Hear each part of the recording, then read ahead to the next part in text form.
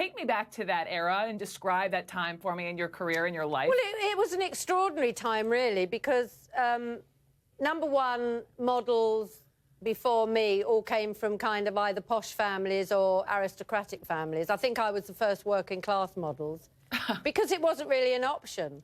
And what happened to me, I was discovered, you know, but it was to do with everything that was happening, as you say, in music and in art. And suddenly the fashion world needed a new young face, and I kind of fit the bill, really. I mean, it was as much a surprise to me as to everyone else. But to this day, I mean, people try to emulate. When I think of you, I think of those lashes and those big, beautiful eyes, this mod style. At the time, Twiggy, who was your inspiration for that look? That look I got, because I used to do, we didn't really have makeup artists then, so I did all my own makeup, and I got that. I had a rag doll at home, you know, a soft rag doll, and she had the painted eyelashes.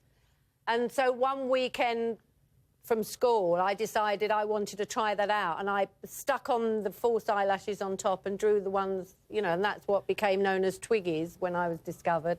But, you know, I have to thank America for a lot, because although I was discovered in England, it was Diana Vreeland, who was the editress of American Vogue, who read about me and heard about me, and she brought me over to America.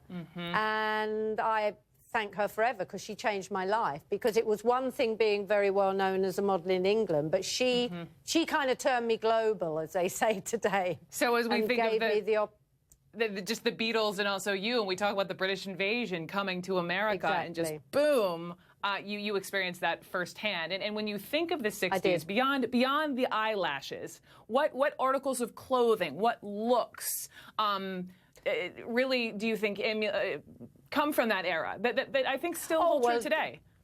Yeah, definitely the miniskirt, and I think I was probably very famous. There's a very famous clip of me walking down Fifth Avenue in the shortest skirt that you can imagine. How did you do that?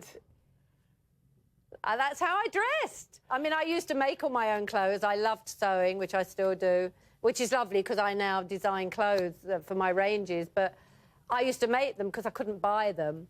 But I can remember walking down Fifth Avenue, and there's a film of it, and I did look a bit like an alien being, because I was, you know, I had the eyelashes, the short hair, the miniskirt, and all these young teenage girls were coming up to me, and they still had the longer skirts, and they were very plainly dressed, very kind of sophisticated, more like Jackie Kennedy, because that look hadn't got to America yet. The Twiggyification of America had yet to happen, but the double takes began, right? And so everyone saw the mini skirts and the big, beautiful eyes with the lashes, and that you know, I mean, when I think of the 60s, we all think of you.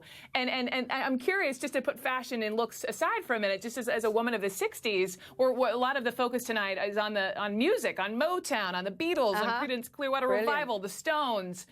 What song or artist comes to mind for you? Well, obviously, you say the 60s. For me, obviously, the Beatles, because they were a little bit ahead of me. I was a huge fan. I went to the concert screaming my head off, age 13, 14, like every other teenage girl. They then became great friends of mine, and I'm still great friends with Paul, and I love him to bits. But to me, the 60s, the Beatles, the Stones, like you said, it was a renaissance. I mean, what amazes me now, whenever I meet new teenagers, and they come up every decade, they're obsessed with the 60s. I still get kids of 16 and 17. You know, they write to me, they want to know about it, they want things from the 60s. I mean, it's amazing. It never goes away. It's the decade that everyone is obsessed with. All these decades later, Twiggy, I have a feeling you're still able to rock the miniskirt. Am I right? I don't know, but I think I'll stick to my skinny jeans.